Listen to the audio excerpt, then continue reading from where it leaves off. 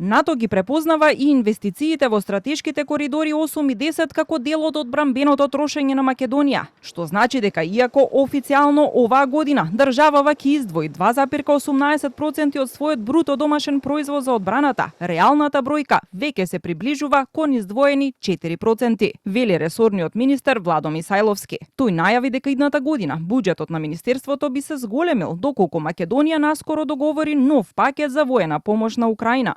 Како ќе расте буџетот следната година, односно да стигнеме до 3,5%.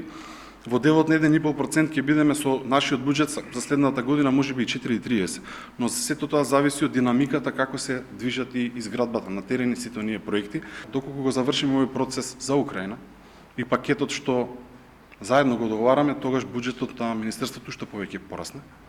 Се надевам дека ќе биде ова еден успешен проект, бидејќи на тој начин, директно да ви кажам, може да добиеме и опрема, но и дополнителни финансиски средства кои што ќе влезат директно во буџетот.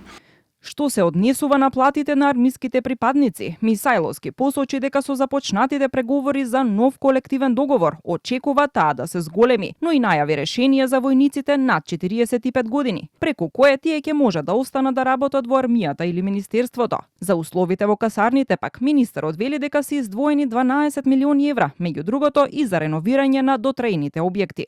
Мислам дека министерството и одбраната, односно и армијата сега земаат средства каде што ги надминува сите тие институции, да се разбира дел е платата, но дел се додатоците согласно колективен договор. Добро е што седнавме со синдикатите, разговаравме за на 15 мислам дека договоривме нова средба, ќе разговараме потоа се разбира. Јас со министерката за финансии и со премиерот ќе разговарам за да се качи бодот.